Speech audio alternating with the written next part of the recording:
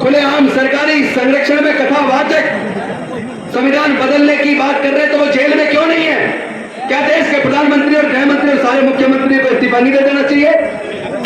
जब कथावाचक खुलेआम संविधान को बदलने की बात कर रहा है, फिर वो जेल में क्यों नहीं है और उसकी सुरक्षा पुलिस क्यों कर रही है? क्या देश की पुलिस संविधान तोड़ने वालों को सुरक्षा देने के लिए बनी है, या देश की पुलिस संविधान की सुरक्षा करने के लिए, सबके मान सम्मान की सुरक्षा करने के लिए और इस संविधान की रक्षा करने के लिए बनी है? इस अंतर को समझना पड़ेगा। कुछ लोग सत्ताधारी पार्टी के जुड़े हुए लोग खुलेआम अनुसूचित जाति जनजाति के लोगों के मुंह पे मूत रहे, खुलेआम उनसे थूक चटवा रहे, खुलेआम उनसे चप्पल चटवा रहे, उनसे दंड बैठक लगवा रहे, उनका मुंडन कर रहे, उनकी बहन बेटियों की इज्जत लूट के उनकी हत्याएं कर रहे और विरोध करने पर उनके घरों को जला रहे। ऐसे में पूछना चाहता हूं, देश के प्रधानमंत्री जी, देश के गृह मंत्री जी और देश के न्यायालय, देश का पुलिस, देश की कानून व्यवस्था कहां है?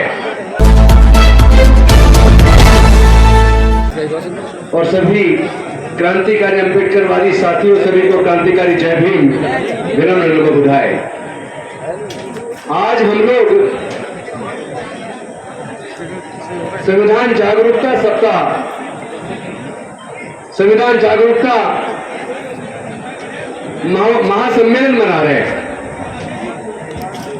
तो संविधान का वितरण भी किया। ये संविधान है क्या? इस इतने मोटे संविधान को आम आदमी नहीं पढ़ेगा और उसकी भाषा उसको समझ भी नहीं आएगी, लेकिन जिसने संविधान की इस प्रस्तावना को पढ़ लिया वो समझ लो वो संविधान को जान गया। लग रहा है लोगों का सुनने का मूड कम है, लोग उठ के खाने की तरफ जा रहे हैं, लेकिन फिर भी जो लोग सुन रहे हैं उनको निराश नहीं करूंगा, मैं अपनी बात को रखूंगा जरूर। आजकल आप देख रहे होंगे पिछले 2-3 सालों में कई प्रकार के नए नए कथावाचक आ गए। भैया ये डायरी हटा देना वहां से। एक तरफ हम लोग संविधान जागरूकता महोत्सव मना रहे हैं, लेकिन खुलेआम बड़े बड़े पंडालों में वो कथावाचक कथा करते हुए कहते हैं संविधान को बदलो, हमको हिंदू राष्ट्र बनाना है। मैं पूछना चाहता हूं भारत के प्रधानमंत्री जी से, मैं पूछना चाहता हूं भारत के गृह मंत्री जी से, मैं पूछना चाहता हूं देश के सभी राज्यों के मुख्यमंत्रियों से, जो कथावाचक खुलेआम संविधान को बदलकर हिंदू राष्ट्र बनाने की बात कर रहे हैं, क्या ये संविधान का विरोध नहीं है? क्या ये देश का विरोध नहीं है? भारत विविधताओं का देश है। भारत के अंदर अनेकों धर्म, अनेकों संस्कृतियां, अनेकों भाषा और हजारों जाति के लोग रहते हैं। जब हम भारत के संविधान को, प्रस्तावना को पढ़ते हैं और ऐसे कथावाचकों की कथा को सुनते हैं तो समझ आता है कि वो कथावाचक सीधे सीधे भारत के संविधान पर हमला कर रहे हैं, वो सीधे सीधे भारत की अस्मिता पर हमला कर रहे हैं। और उनकी कथा जहां होती है उसकी सुरक्षा पुलिस करती है। मैं पूछना चाहता हूं देशद्रोहियों की सुरक्षा पुलिस क्यों करती है? जो लोग देश को तोड़ने की साजिश कर रहे हैं, जो एक धर्म विशेष का राष्ट्र बनाने की बात कर रहे हैं, मैं उनको कहना चाहता हूं देश के न्यायालयों के जजेस, देश के राष्ट्रपति, प्रधानमंत्री, तमाम मंत्री जब वो अपने पद की शपथ लेते हैं तो शपथ में यह भी होता है कि मैं भारत की संविधान की गरिमा को बरकरार रखूंगा, मैं बिना किसी भय के, बिना किसी पक्षपात के सभी जाति, सभी धर्म, सभी वर्गों के लोगों को समान रूप से न्याय प्रदान करूंगा, किसी के साथ कोई पक्षपात नहीं करूंगा।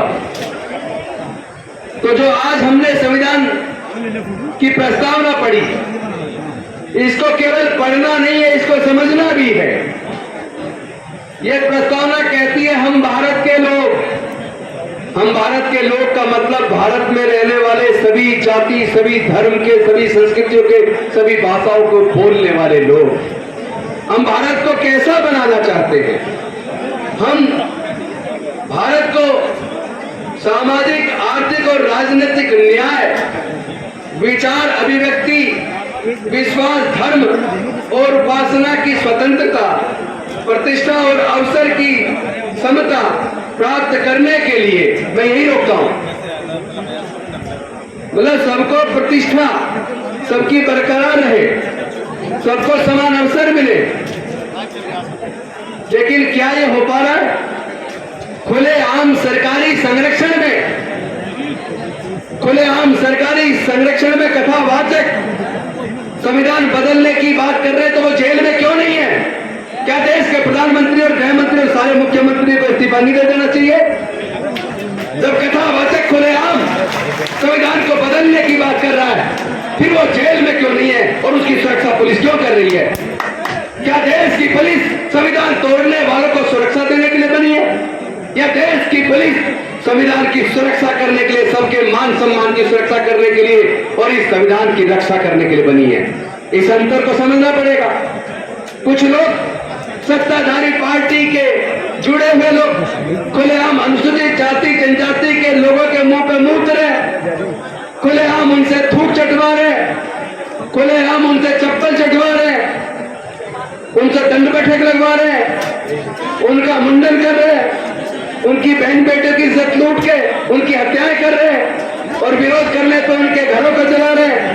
ऐसे में पूछना चाहता हूं, देश के प्रधानमंत्री जी, देश के गृह मंत्री जी और देश के न्यायालय, देश का पुलिस, देश की कानून व्यवस्था कहां है? केवल ऐसे भाषण देने से काम चलेगा? अरे संविधान की जागरूकता बनेगी कैसे जब आपके संविधान के ऊपर चर्चा करने वाली सभाओं में हम केवल पुरुष आते हैं, केवल पुरुष आते हैं, और वो भी अपने बच्चों को और पत्नी को साथ लेकर नहीं आते। हम लोग पुरुष लोग संविधान के ऊपर चर्चा करते हैं, समाज के ऊपर होने वाले जुर्म जाति पर चर्चा करते हैं, और हमारे मोहल्ले में कथावाचक आता है, हमारी पत्नी और बच्चे उस कथा को सुनने जाते हैं और वहां कथा में वो संविधान बदलने की बात करता है, हिंदू राष्ट्र बनाने की बात करता है, हिंदू मुस्लिम की कत्ल करने की बात करता है, लोगों में नफरत फैलाता है, और हम यह संविधान बचाने की और मानवता की बात करते हैं, समता की, स्वतंत्रता की, बंधुता की, न्याय की बात करते हैं। तो आपके बच्चे ने, आपकी पत्नी ने, आपकी बहन ने, आपकी बेटी ने, आपकी माँ ने समता, स्वतंत्रता, बंधुता और न्याय की बात तो नहीं सुना। वो कथावाचकों के पास जाके वो नफरत कैसे फैला रहे हैं, समाज को बांटने की साजिश कैसे कर रहे हैं, अंधविश्वास, पाखंडवाद में डालकर हमारे बच्चों के भविष्य को अंधकार में कैसे डाल रहे हैं। अनजाने में हम अपनी पत्नी और बच्चों को घर छोड़ देते हैं और उन कथावाचकों की कथा सुनकर आपके बच्चे अपनी पढ़ाई छोड़कर 15 दिन के लिए वो कावड़ लेने जाते हैं। अपनी पढ़ाई छोड़कर आपके मजदूर लोग अपनी नौकरी छोड़कर 15 दिन के लिए 10-15 हजार रुपए खर्च करके कर्ज लेकर वो लोग कावड़ लेने जा रहे हैं। जब आपके घर के बच्चे कावड़ लेने जाएंगे तो संविधान बचेगा कैसे? संविधान केवल बात करने से बचने वाला नहीं है। मेहनत कश लोग जो 18-18 घंटे काम करते हैं उनको भरपेट खाना नहीं मिलता। जो लोग एसी दफ्तरों में बैठते हैं, जिनके बड़े बड़े उद्योग धंधे हैं, बड़ी बड़ी इंडस्ट्रियां हैं, जो बड़े बड़े कुर्सियों पर बैठे हैं, अधिकारी हैं, उनके बच्चे तो कावड़ लेने नहीं जाते। उनके बच्चे तो विदेश में पढ़ने जाते हैं, उनके बच्चे कॉलेज में पढ़ने जाते हैं, उनके बच्चे IAS IPS बनने की कोचिंग ले रहे होते हैं, और आपके बच्चे धर्म की रक्षा का ठेका लेते हैं। तो समाज किसका बनेगा? किसका समाज मजबूत होगा? समाज उसका मजबूत होगा जिसके बच्चे पढ़ेंगे। समाज उसका मजबूत होगा जिसके बच्चे व्यापार में अपना मन लगाएंगे। समाज उसका मजबूत होगा जो एकजुट होकर अपने समाज को जागरूक करेंगे। हम लोग तो अपनी बहन बेटियों को जागरूक करते नहीं है, अपने बच्चों को जागरूक करते नहीं है, और ऐसे केवल मंचों पर भाषण सोच के हम सो लगा के भाषण देने के बाद सोचते हैं समाज जागरूक हो गया, हम चीजों को बदल देंगे, देश के संविधान को बचा लेंगे। जब देश की सरकार ही संविधान बदलने की साजिश कर रही हो, जब देश की सरकार ही खुद हिंदू मुसलमान पाकिस्तान हिंदुस्तान कश्मीर ये बोल बोल के लोगों में नफरत पैदा कर रही हो, तो देश बचेगा कैसे, देश का संविधान बचेगा कैसे। मैं कहना चाहता हूं देश का संविधान बचाना है तो अपने बीवी को अपने बच्चों को अंधकार के रास्ते से बाहर निकालो, उन्हें कथावाचकों के पास कथा सुनने मत जाने दो, उनको आप कावड़ लेने के लिए मत जाने दो। अपने बच्चों को स्कूल में भेजो, अपने बच्चों को कॉलेज में बच्चों भेजो, अपने बच्चे के व्यापार के बारे में उसको समझाओ, अपने बच्चों को नौकरी की तैयारी करवाओ, अपने बच्चों को अंधकार अंधविश्वास पाखंडवाद से दूर निकालकर जो बाबा साहब ने दिया था वैज्ञानिक दृष्टिकोण, अपने बच्चों को सही और झूठ का एहसास करा दो, अपने बच्चों को अच्छे और बुरे का मार्गदर्शन करा दो। आपके बच्चे को जब अच्छे और बुरे में अंतर करना आ जाएगा तो वो संविधान बचा लेगा, तो संविधान के रास्ते पे चलेगा। संविधान बचेगा तो देश बचेगा, संविधान बचेगा तो देश का प्रजातंत्र बचेगा, संविधान बचेगा तो देश के SC ST OBC और माइनॉरिटी की इज्जत आबरू बचेगी। ये लोग जो मुंह पे मूत रहे हैं, जो धूप चटवा रहे हैं, जो चप्पल चटवा रहे हैं और उसकी वीडियो बनाकर वो वीडियो क्यों डालते हैं, कभी सोचा आप लोगों ने? अरे वो ये वीडियो जानबूझकर बनाकर चलाते हैं ताकि आपके अंदर डर पैदा हो जाए। लेकिन मैं ऐसे लोगों को और उनके संरक्षण करने वाले नेताओं को, उन सरकारों को चेता देना चाहता हूं, आप जितनी मर्जी वीडियो बना के चला लेना, जितने मर्जी उत्पीड़न कर लेना, लेकिन हम ना डरने वाले हैं, ना झुकने वाले हैं, ना बिकने वाले हैं। हम मिटा देंगे ऐसे लोगों को जो संविधान को मिटाने का ख्वाब देखते हैं। हम लोग डॉक्टर बाबा साहब अम्बेडकर को मानने वाले लोग हैं, हम संत गुरु रविदास को मानने वाले लोग हैं, हम समता पसंद न्याय पसंद लोग हैं, हम मानवता को मानने वाले लोग हैं। आप हमें डराने की अब सोचना मत, वरना नींद में भी आपको डरावने सपने आएंगे, नींद में भी आपको हमारे भाषण सुनने को मिलेंगे और हम लोग अपने समाज को इतना मजबूत कर देंगे, अपने समाज को इतना ताकतवर बना देंगे, क्योंकि हम जानते हैं हम 88% हैं, 88% लोग राज करेंगे। क्योंकि जैसा अभी राजकुमार सैनी जी कह रहे थे, डॉक्टर बाबा साहब अम्बेडकर ने कहा था पहली पीढ़ी हमारी मारी जाएगी न्याय के लिए लड़ते हुए, दूसरी पीढ़ी न्याय के लिए लड़ते हुए जेल जाएगी और तीसरी पीढ़ी न्याय के लिए लड़ते हुए हुक्मरान बनेगी। मारे जाने वाली पीढ़ी का दौर खत्म हो गया, जेल जाने वाली पीढ़ी का दौर चल रहा है। आने वाले 2-3 साल बाद आप हुक्मरान बनेंगे। अब आप राज करने की स्थिति में आने वाले हैं, अपने ऊपर भरोसा तो करो। अरे अपने ऊपर अपने वोट के ऊपर भरोसा करो, क्योंकि तुम्हें वोट की कीमत का एहसास नहीं है। जब देश का संविधान लिखा जा रहा था, देश आजाद होने वाला था, संविधान सभा के सामने यह प्रश्न आया कि अब सरकारें अपनी सरकार हमारी जनता सरकार चुनेगी, अंग्रेज जाने वाले हैं, तो वोट देने का अधिकार किसको मिलना चाहिए। जब इस बात पे चर्चा शुरू हुई कि वोट का अधिकार किसको मिलना चाहिए, तो संविधान सभा के ज्यादातर सदस्य केवल वोट देने का अधिकार ग्रेजुएट को देना चाहते थे। कुछ संविधान के सदस्य, संविधान सभा के सदस्य वोट का अधिकार इनकम टैक्स पेई को देना चाहते थे, कुछ बड़े जमींदारों को देना चाहते थे। यानी कुल मिला के संविधान सभा के ज्यादातर सदस्य केवल 5% लोगों को वोट का अधिकार देना चाहते थे।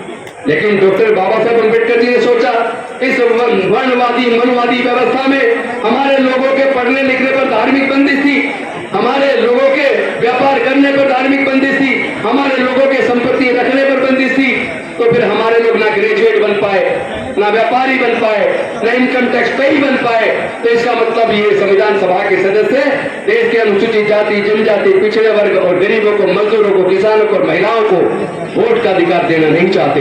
लेकिन डॉक्टर बाबा साहब अम्बेडकर अपने बुद्धि और विवेक से, अपने तर्क से पूरी संविधान सभा को यह बात मानने के लिए मजबूर कर दिया कि भारत में वोट देने का अधिकार केवल इनकम टैक्स पेई को नहीं, केवल ग्रेजुएट को नहीं, केवल बड़े व्यापारियों को नहीं, केवल पूंजीपतियों को नहीं, बल्कि भारत में रहने वाले सभी लोगों को वोट का अधिकार समान रूप से मिलेगा और हर आदमी की एक वोट होगी और हर व्यक्ति की वोट की कीमत बराबर होगी। लेकिन हमने गलती क्या की?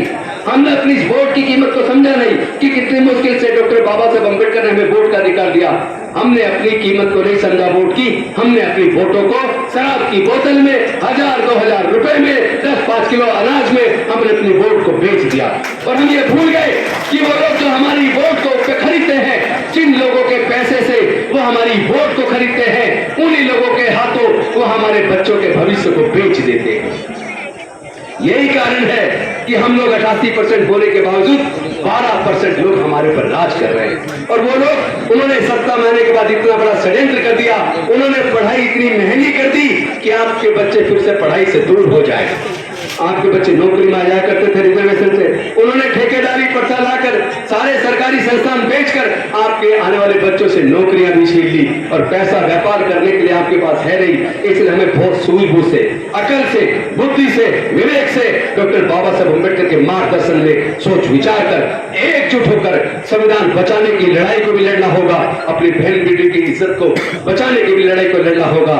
और हम लोग ईमानदारी के साथ अगर एकजुट हो जाए, अगर हम ये समझ ले कि जाति कुदरत ने नहीं बनाई, जिसने जाति बनाई वही देश पे सत्ता पे काबिज है, संसाधनों पे काबिज है। और जब तक जाति रहेगी तब तक जाति की वजह से उत्पीड़न रहेगा। जब जाति ही उत्पीड़न का कारण है तो हम जातियों को खत्म क्यों नहीं करते? इसलिए हमने मिशन जय भीम के माध्यम से नारा दिया है, जाति छोड़ो समाज जोड़ो, जाति छोड़ो समाज जोड़ो, और एक ऐसे समाज का निर्माण करो जिसमें सब लोग समान हो, सबके लिए समान अवसर हो, सब में भाईचारा हो, नफरत के लिए कोई स्थान ना हो। तो हम लोग इस कारवां को मजबूती के साथ आगे बढ़ाएंगे और ऐसे नेताओं के मंसूबों को, ऐसे लोगों के मंसूबों को साकार नहीं होने देंगे जो देश को तोड़ना चाहते हैं, जो देश को तोड़ने की साजिश रच रहे हैं, जो देश के प्रजातंत्र को खत्म करके राजतंत्र लाना चाहते हैं, जो देश के संविधान को खत्म करके मनुस्मृति लाना चाहते हैं। वो ये ख्वाब देखने छोड़ दे। डॉक्टर बाबा साहब अम्बेडकर के बच्चे इतने कमजोर नहीं कि तुम्हें जीतने दे। बहुत बहुत धन्यवाद। जय भीम, जय भारत, नमस्कार।